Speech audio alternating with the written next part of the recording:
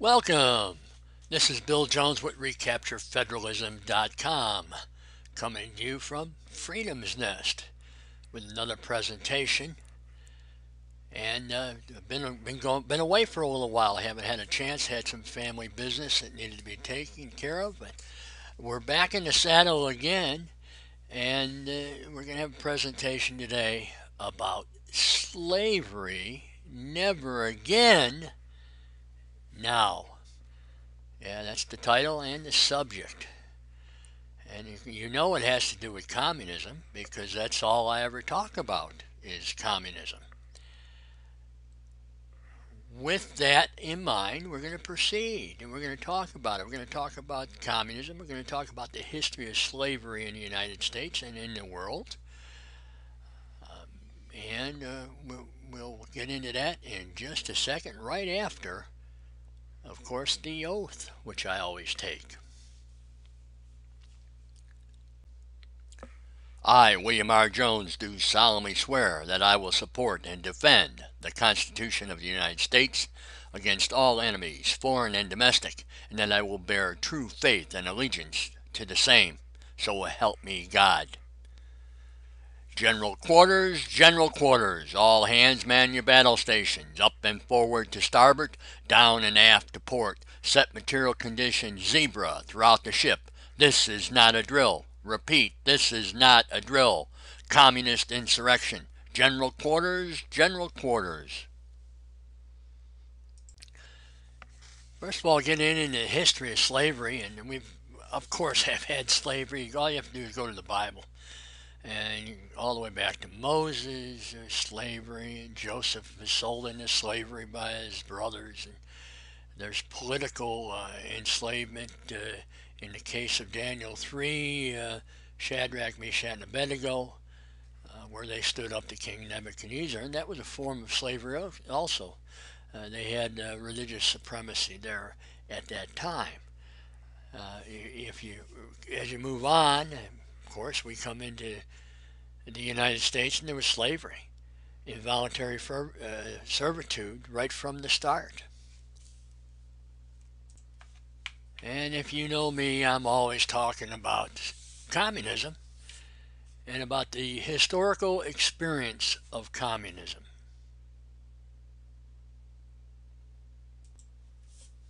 And when I'm talking about communism, I ultimately, as you know, go directly to a couple of quotes right out of the Communist Manifesto.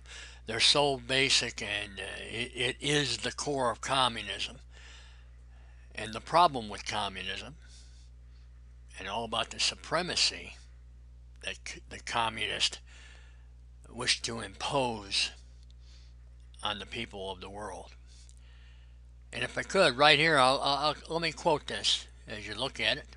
There are besides eternal truths such as freedom, justice, etc., that are common to all states of society, but communism abolishes eternal truths. It abolishes all religion and all morality. Instead of constituting them on a new basis, it therefore acts in contradiction to all past historical experience. And as I say, historical experience of communism is slavery, death, destruction of societies, destructions of good government, because communism is bad government. And historical experience, yes, is slavery. All you have to do is look around the world and you'll see it everywhere. Wherever you see communism, you have a slavery and involuntary servitude economic system. That's the way they operate. They are number one. And if you're not with them, you're against them, and you're an enemy to them and their system.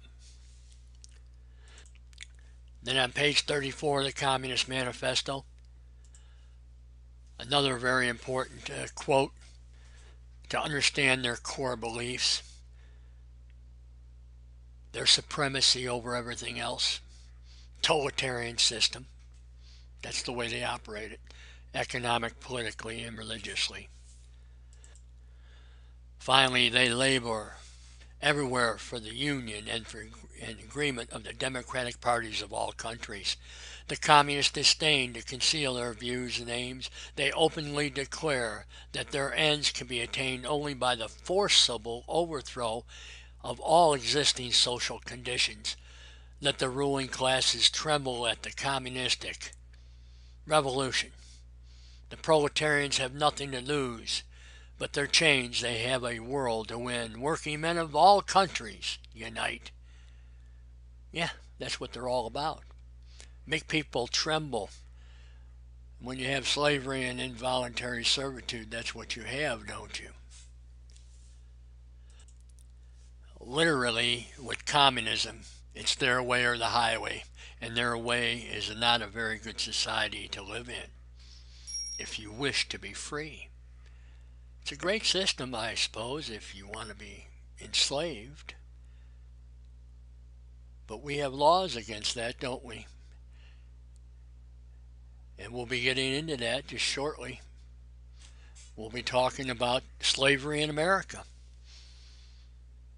and slavery in the world. The beginning of the British colony here in America, slavery was tolerated and encouraged, specifically involuntary servitude at that time. The British needed workers, labor in the Americas for their plantations, for their economy, and they needed cheap labor. They pulled people out of the debtor prisons. They had a debtor prison system, and they gave it an option to remain in prison, debtor prison, which were not very nice places. They could have the opportunity to go to the British colony in America and work their debt off. They were under contract, 7 years normally, working for 7 years. Get off on their debt, then they were free people. Their debt has been completed. They owed no more. They then could work and everything. They were working for themselves then and not their debt.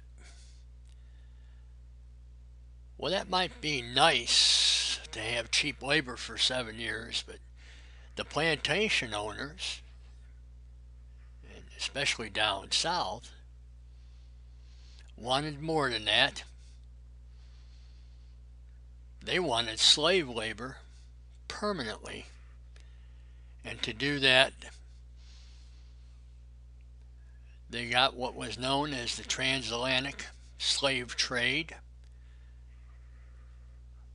where Negroes, Africans,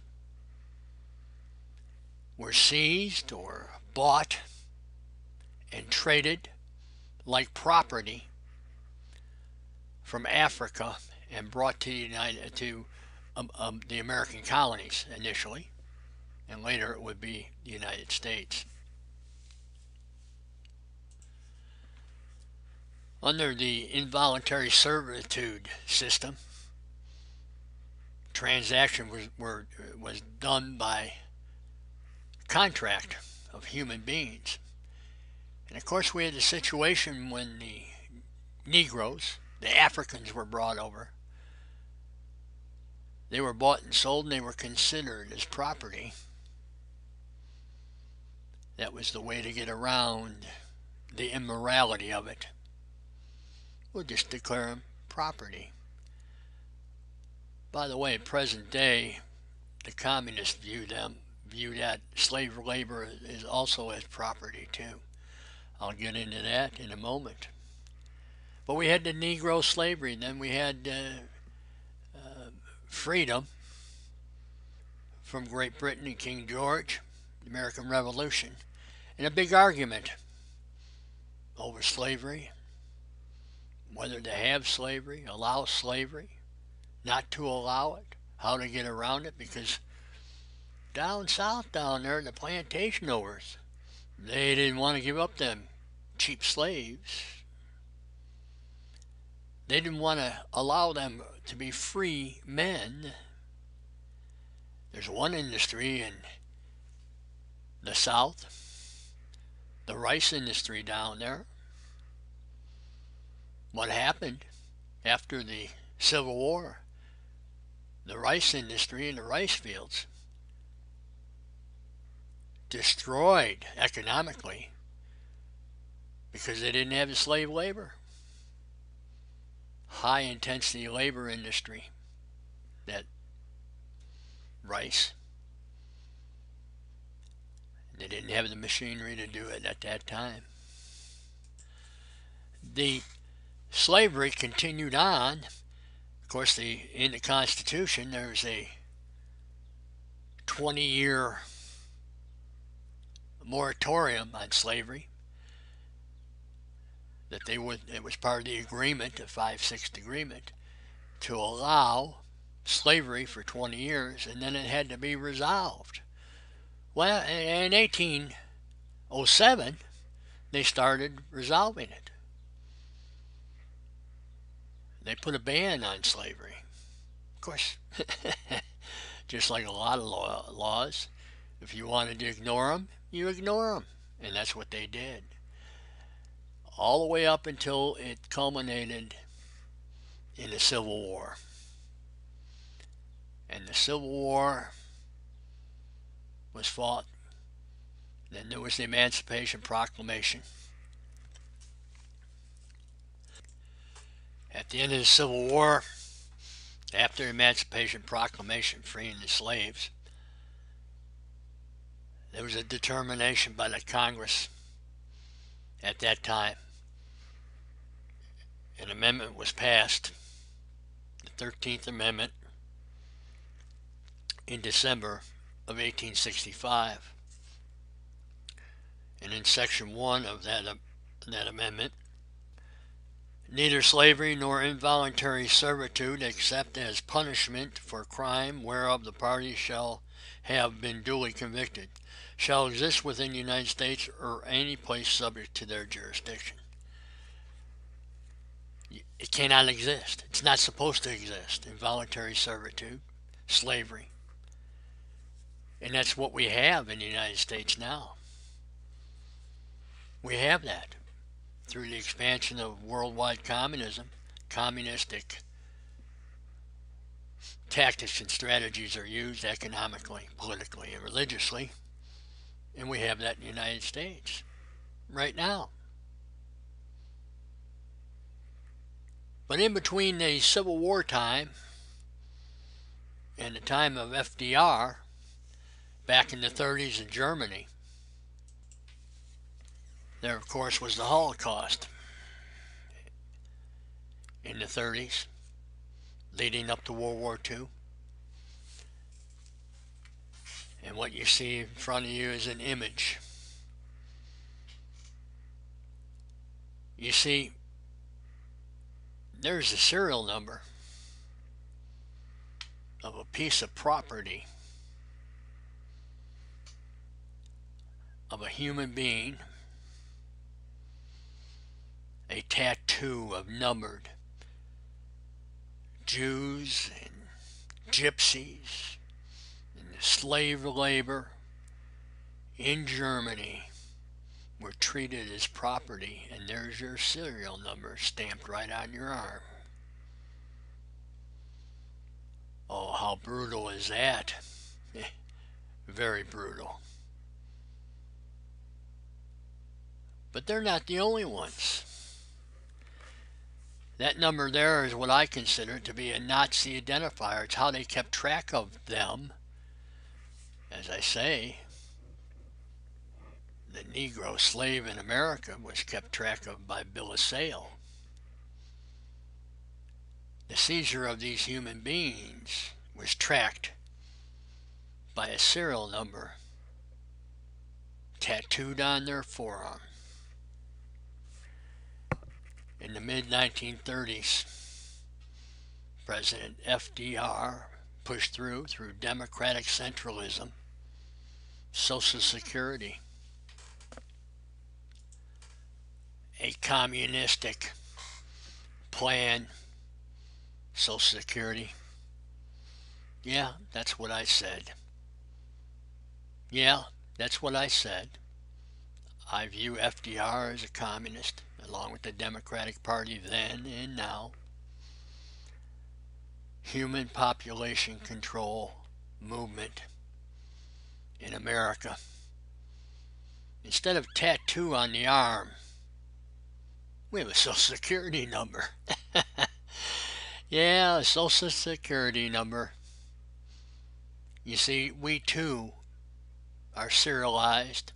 We have a communistic identifier, our Social Security number. They track you completely wherever you're going, whatever you're doing. You get a credit card, they use a Social Security number to track you. Keep track of your accounts. Isn't that what everybody asks? What's your Social Security number? What's your human population control serial number? You're nothing but a property of the state. An economic, political, and religious supremacy, piece of property, a piece of flesh of the communistic state.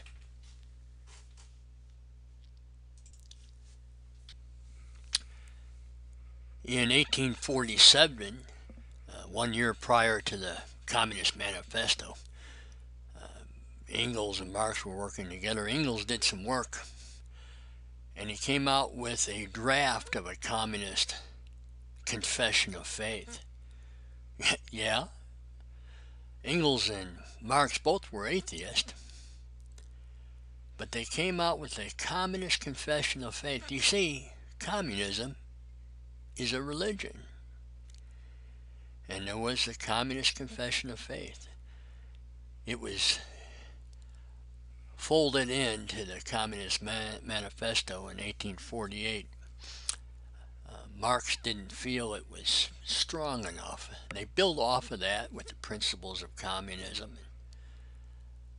And they did include the Communist Confession of Faith also in the Communist Manifesto in 1848. But in 1847, that Communist Confession of Faith, which is the basis of the Manifesto, asked 22 questions.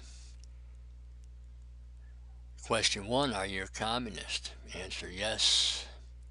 Question 2, what is the aim of the communist? And they have an answer there. The answer, to organize society in such a way that every member of it can develop and use his capabilities and powers in complete freedom and without thereby infringing a basic condition of this society. Yeah, freedom, of course, it's by the rules of the communist, and as long as you go by those communist rules, you're free, I guess. It's kind of hard to figure out some of their thinking at times, somewhat backwards, like most controlling freaks.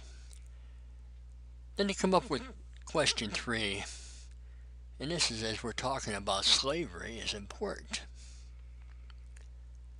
Question 3, how do you wish to achieve this aim?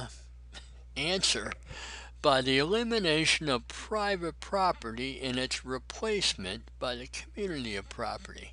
You see, as we're talking about slavery and private property, you're no longer a private property slave. You become the property of the state, the community of property, the commune. Isn't that nice of them? You're no longer individual property. You're the property of the state. You're a state slave versus a slave of the plantation. And where is the press, the media, in all this? Silence. The silent collaborators, cohorts of the two political parties, the political supremacy parties, total control, totalitarianism. Communism is totalitarianism, total control of every human being in the United States, and they keep track of you with a communist identifier called a Social Security number, SSA. Oh, good old initials. We had the SS in Germany. I guess we got the SSA in America. Yes, totalitarianism, human population control, all Americans. The two political parties, by the way, there is no basis nor authority for political parties to operate in the United States. You won't find it in Article 6 for the supreme law of the land. They don't exist. They shouldn't exist, but they do exist. And they are criminal enterprises. We need to do something about that, don't we? And there are ways to take action. One, you need to start petitioning, and I'm not talking about coming out with a list. Actions can be taken. Civil lawsuits against the political parties, criminal complaints against the political parties. They are, after all, criminal enterprises. They are criminals. Of course, they're running the slavery business. That's criminal. It's a violation of the 13th Amendment. But you won't hear about that from the media. The media won't tell you that, because they're part of the communist, racketeering and profiteering. They're making money off this slavery too. They're part of the slavery management. Yeah, they're making money. Probably should be taking some action against them. The best thing to do with people like that who are capitalists without principles is to bankrupt them, and you can do that too. But you need to take action as individuals, not class action. You only make those lawyers rich. Oh, and speak about collaborators, yeah. The legal system, they're all in it too. You don't hear from them, do you? Do you ever hear about from constitutional scholars about what's happening, the truth? No, they're silent too. They just be counting their money. And this subject, I think I'll just let it ride right now. We'll continue with this stuff later on. But if you're not at my site when you're seeing this, please go to my site, recapturefederalism.com. Subscribe if you would. If you don't, you go to my site and welcome there also. We got over 100 presentations, mini documentaries, over 100 on YouTube on my channel. We also distribute it through Vimeo. And with that, good day.